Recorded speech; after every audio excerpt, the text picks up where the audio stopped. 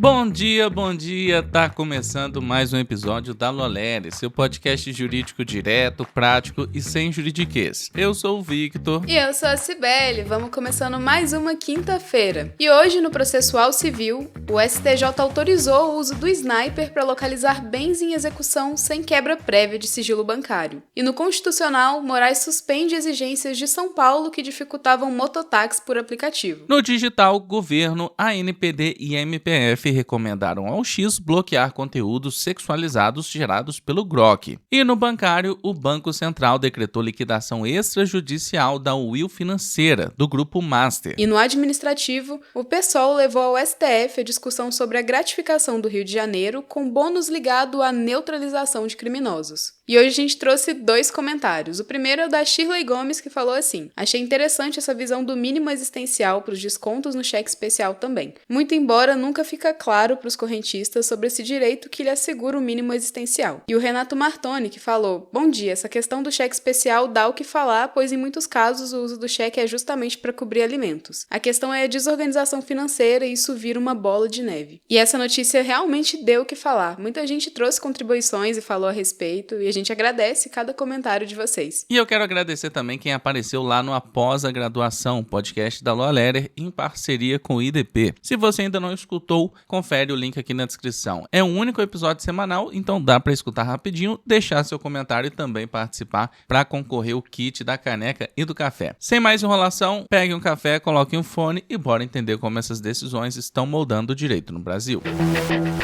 E vamos começar com o direito processual civil. A 4ª turma do STJ decidiu por maioria que juízes e tribunais podem consultar o SNIPER, Sistema Nacional de Investigação Patrimonial e Recuperação de Ativos, do CNJ, para localizar bens em execuções cíveis sem precisar antes de uma ordem específica de quebra de sigilo bancário. No caso, o TJ tinha negado o uso da ferramenta na fase de cumprimento de sentença, entendendo que a medida equivaleria à quebra de sigilo, que para o tribunal local só caberia em situações excepcionais e com suspeita concreta de legalidade. A parte credora recorreu, dizendo que a consulta era meio legítimo para tornar a execução mais efetiva. Prevaleceu o voto do ministro Marco Buzzi. O SNIPER foi criado para centralizar e agilizar pesquisas patrimoniais, evitando diligências fragmentadas em vários sistemas, como Cisbajude e Renajude. Mas o STJ deixou claro que o uso não é automático. Precisa de decisão fundamentada, com análise do caso concreto, verificação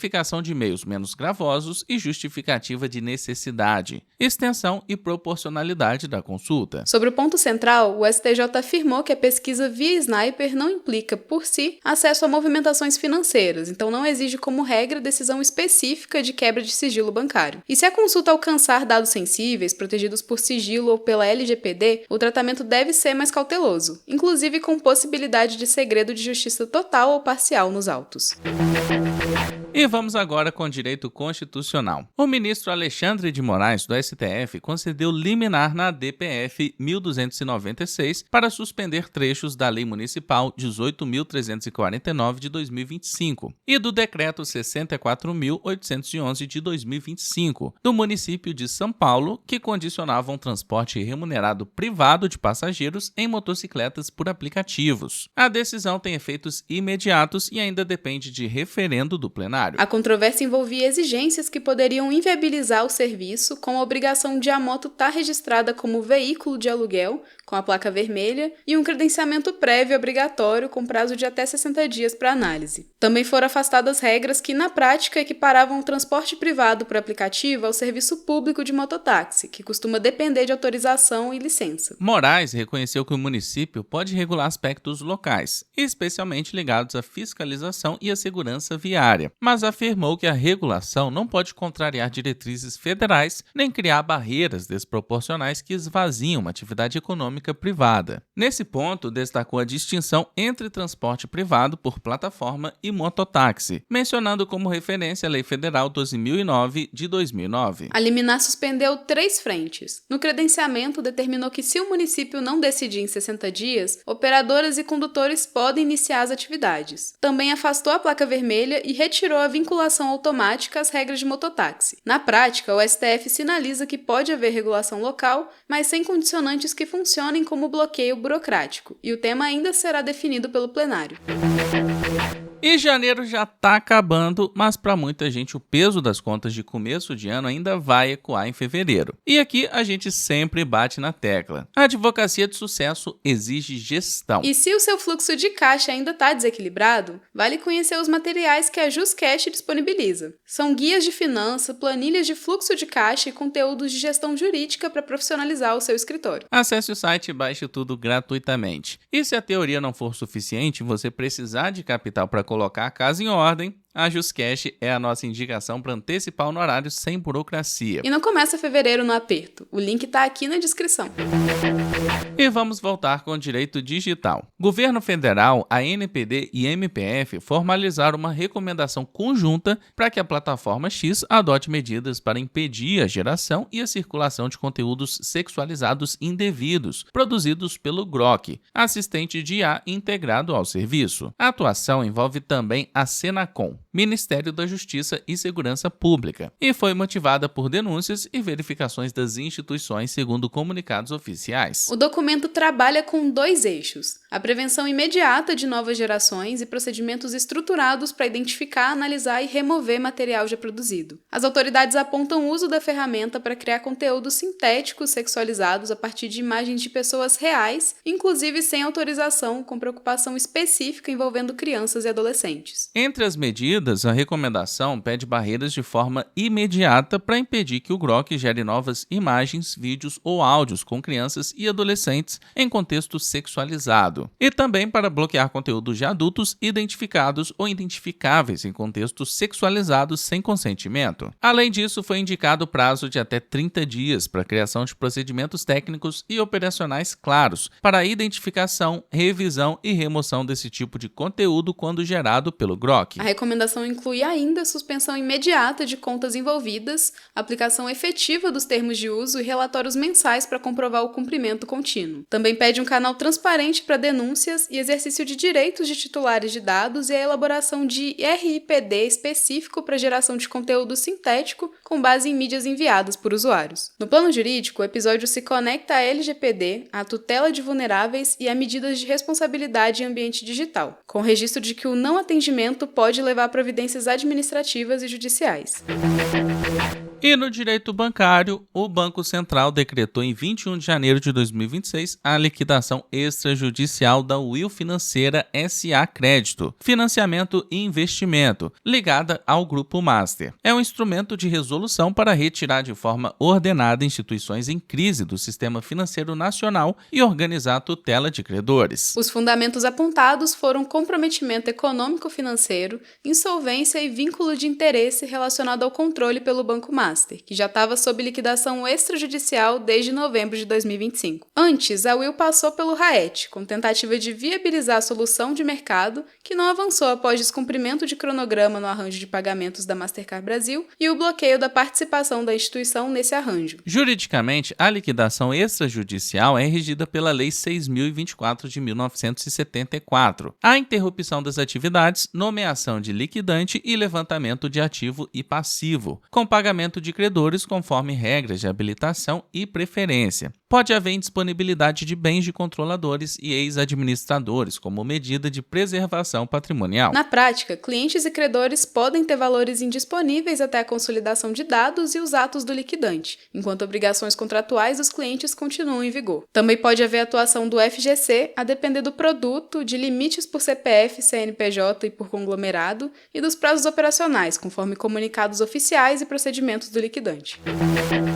E vamos com o direito administrativo. O Diretório Nacional do Pessoal acionou o STF para contestar o artigo 21 da Lei Estadual 11.003 de 2025, do Rio de Janeiro, que cria uma gratificação de produtividade para policiais civis, com percentuais de 10% a 150% do salário. Entre as hipóteses previstas estão vitimização em serviço, a apreensão de armas de grande calibre ou de uso restrito e a chamada neutralização de criminosos, expressão que gerou críticas e passou a ser apelidada por opositores de gratificação faroeste. O partido pediu liminar, uma decisão provisória e urgente, para suspender imediatamente a eficácia do dispositivo. A relatoria ficou com o ministro Alexandre de Moraes por prevenção, pela conexão temática temática com a DPF 635, que discute parâmetros voltados à redução da letalidade policial no Estado. Na ação, o PSOL sustenta a inconstitucionalidade na forma e no conteúdo, apontando principalmente vício de iniciativa. Segundo a argumentação, o artigo teria sido incluído por iniciativa do Legislativo Estadual, quando a criação de despesa com pessoal e a alteração do regime remuneratório, em regra, exige iniciativa do chefe do Executivo. O histórico legislativo também pesa.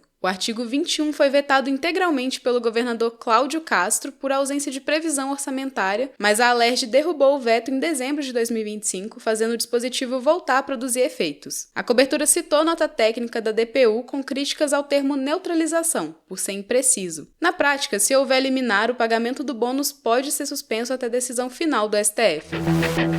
E agora a gente vai fazer um giro pelas principais matérias tributárias e empresariais. Tramita no Senado o PL 5.143 de 2025, que altera a Lei 7.713 de 1988 para isentar de IR docentes da educação básica e do ensino superior com renda mensal de até R$10 mil, quando proveniente exclusivamente da docência, com compensação via tributação das apostas de cota fixa, as famosas BETs. Liminar do ministro Flávio Dino na ação civil originária 3.736 suspendeu a cobrança de mais de R$88 milhões de PASEP, exigida pela União ao Estado de Goiás e a Goiásprev. A medida impede inscrição em dívida ativa, registros de inadimplência e bloqueio de repasses do Comprev, por alegada duplicidade. A Azul informou que credores e stakeholders acordaram aporte adicional de $100 milhões para apoiar a saída antecipada do Chapter 11 e que pretende realizar nova oferta pública com registro automático na CVM para captar até $950 milhões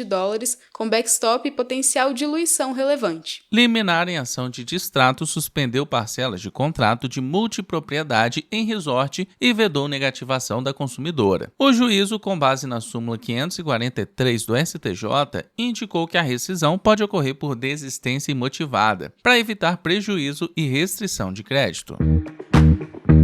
E a gente vai chegando ao fim de mais uma edição. Muito obrigada por ter ficado com a gente até aqui. E eu quero agradecer a todo mundo que comentou na edição passada e bateu o ponto aqui com a gente. O Reinaldo, Rômulo Costa, Bela, a Nathalie, que falou que está amando acompanhar a gente diariamente, Adriele, Dali Viegas, Marcos, Gisele, Jéssica Lu, Ana Bia, Eliel, Shirley Gomes, Felipe Calou, Natana, Renato Martoni e Nara. Muito obrigado a todos que comentaram. E não esquece de seguir a gente no seu agregador de podcast favorito, ativar as notificações e também avaliar a gente com 5 estrelas. Não deixe também de se inscreverem na nossa newsletter jurídica. Todo dia chegam as notícias também direto no seu e-mail. É totalmente gratuito para se inscrever e o link está na descrição. Compartilha também esse episódio lá nos seus stories e marca a gente no @lo.lere. Então é isso. Se cuida, bom estudo e bom trabalho por aí.